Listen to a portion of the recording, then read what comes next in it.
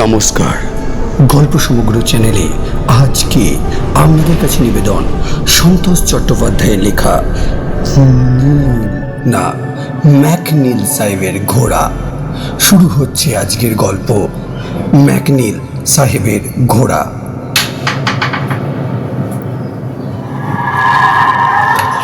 ডাকের গন্ডগোলে বেশ কিছুদিন পরেই চিঠিটা হাতে এলো আমার।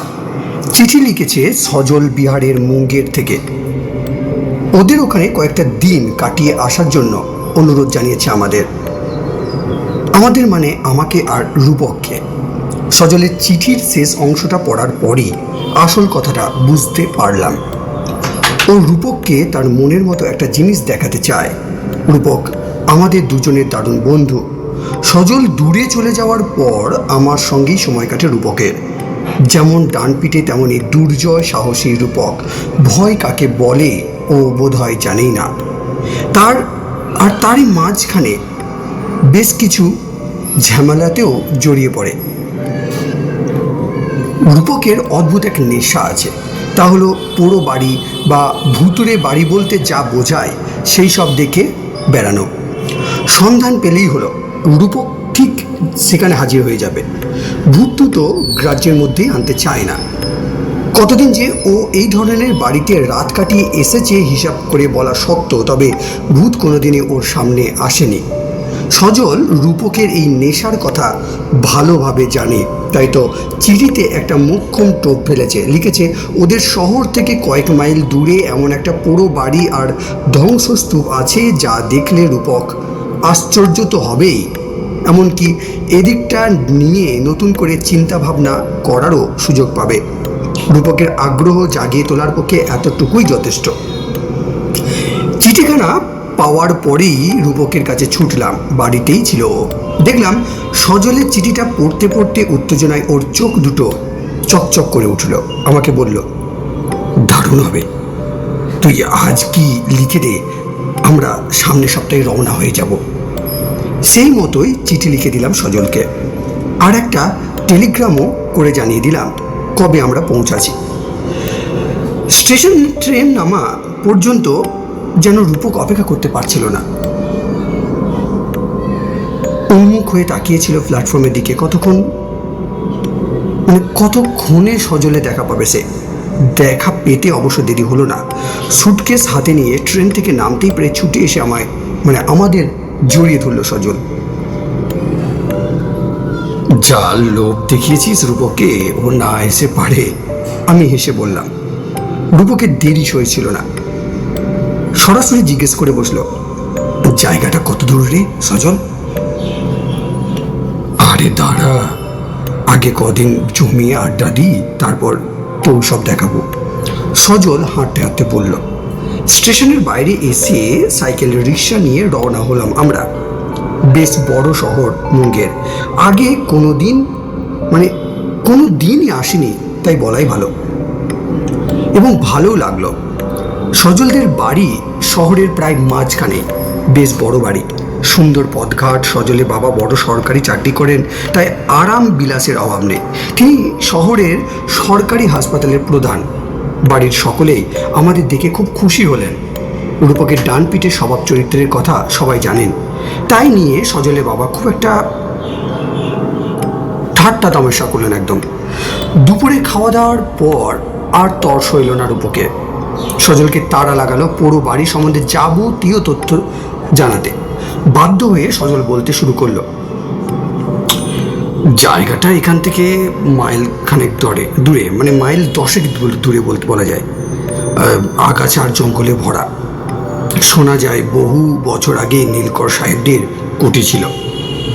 এই নীলকর সাহেবরা ছিল প্রচণ্ড অত্যাচারী। বহু মানুষকে তারা মেরেও ফেলেছিল। লোকটার নেশা ছিল আচ্ছা, তবে একটা কথা বলি, তবে সবার মধ্যে ম্যাকনিল ছিল বড় সাংঘাতিক প্রকৃতির। যেমন নিষ্ঠুর তেমনি অত্যাচারী। লোকটার নেশা একটা ছিল, যেটা বলছিলাম, সেটা ছিল ঘোড়ায় চড়া। একটা সুন্দর ঘোড়ার পিঠে চাবুক হাতে তাকে সবসময় দেখা যেত। ঘোড়ায় চড়া সাহেবকে দেখলে বুক কেঁপে উঠত সকলের। পুরো বাড়িটা ছিল ওই সাহেবের বাংলো।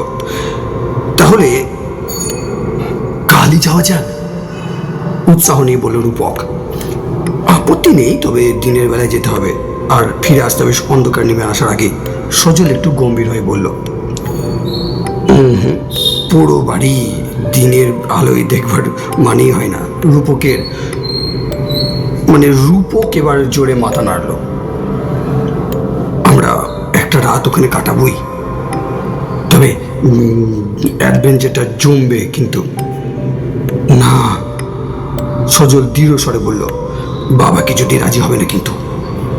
আমি তোদের নিয়ে যেতে পারি, এক শর্তে, দিনের বেলাতেই যেতে হবে। সজলের সঙ্গে রূপকের বেশ তর্ক লেগে গেল এবার।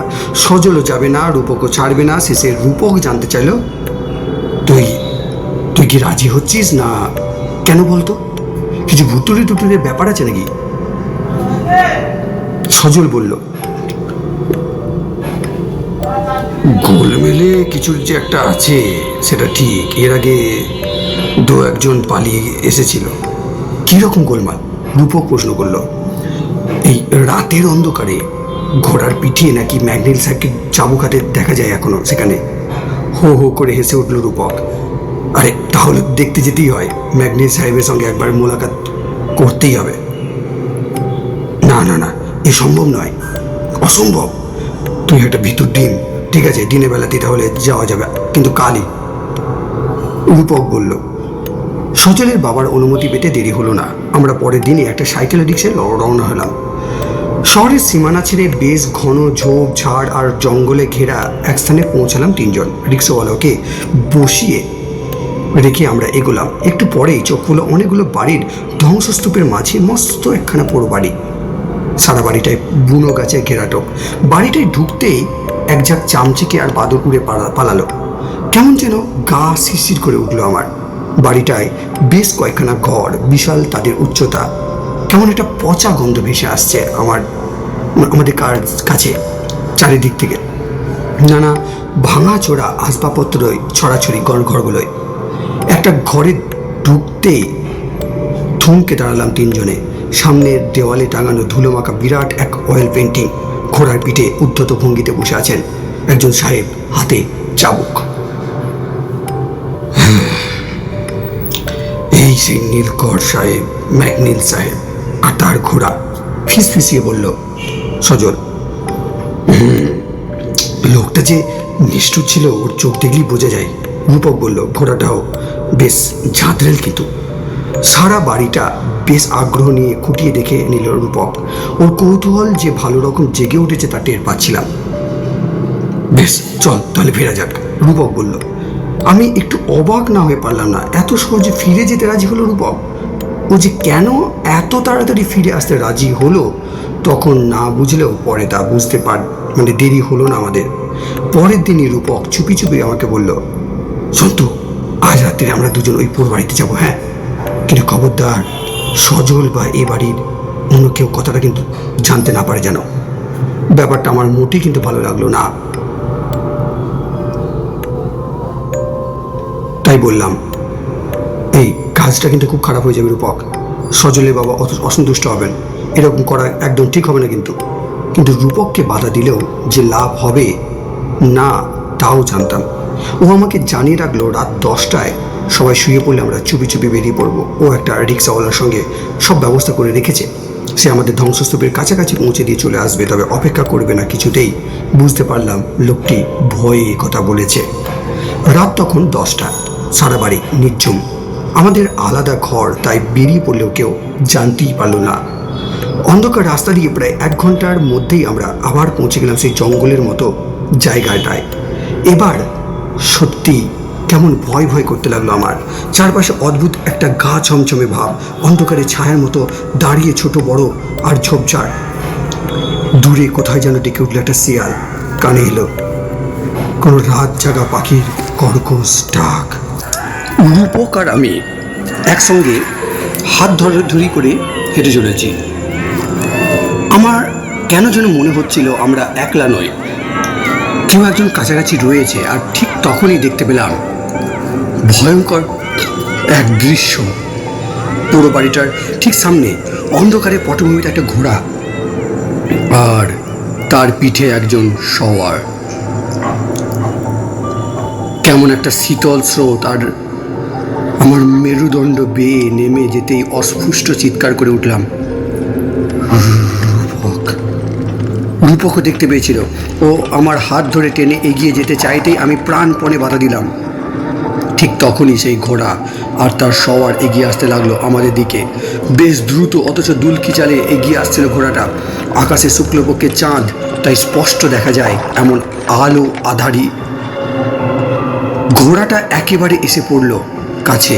ততক্ষণে আমি চমকে উঠলাম। এ কি? ঠিক যেমন অয়েল পেন্টিংয়ে দেখেছি অবিকল সেই মূর্তি, ঘোড়া আর তার সওয়ার, সেই নীলকর ম্যাকনিল সাহেব। ঘোড়ার মুখ থেকে আগুন বেরিয়ে আসছে। ম্যাকনিল সাহেবের চোখেও প্রতিহিংসার আগুন। আমার কানে আসছে ঘোড়ার খুঁড়ের শব্দ, খটাখট খটখট। শব্দটা ক্রমশ এগিয়ে আসছে। ম্যাকনিল সাহেবের হাতে নিষ্ঠুরতার লক লক করছে চাবুক। আতঙ্কে আমি শিউরে উঠলাম। পাশে রূপক দাঁড়িয়ে কাঠ। হঠাৎ দেখলাম তীরের মতো ছুটে চলেছে সামনে। শরীরের সমস্ত শক্তি একত্রিত করে চেঁচিয়ে উঠলাম, রূপক। তারপর আর কিছু মনে নেই। যখন জ্ঞান হলো, চারিদিক রোদ ঝলমল করছে। আমাকে ঘিরে মানুষের ছোটোখাটো একটা জটলা, মুখের ওপর ঝুঁকে রয়েছে সজল। ওকে দেখে কোনো ক্রমে বললাম, রূপক। রূপক হাসপাতালে, ওর জ্ঞান এখনো ফেরেনি। সজল গম্ভীর স্বরে উত্তর দিল, সকালে তোদের ঘরে না পেয়ে লোকজন নিয়ে এখানে এসে তোদের অজ্ঞান অবস্থায় পায়। রাত্রিরে এখানে এসে খুব অন্যায় করেছিস কিন্তু তোরা। আস্তে আস্তে উঠে বসে চারিদিক তাকালাম। গত রাতে সেই ভয়ঙ্কর পারিপার্শ্বিকতা আর নেই। হঠাৎ চোখে পড়ল মাটির বুকে, ধুলোর উপর অসংখ্য ঘোড়ার খুরের ছাপ। তাহলে কি কাল যা দেখেছি সবটাই কি সত্যি? শেষ হলো আজকের সমগ্র পর্বটি।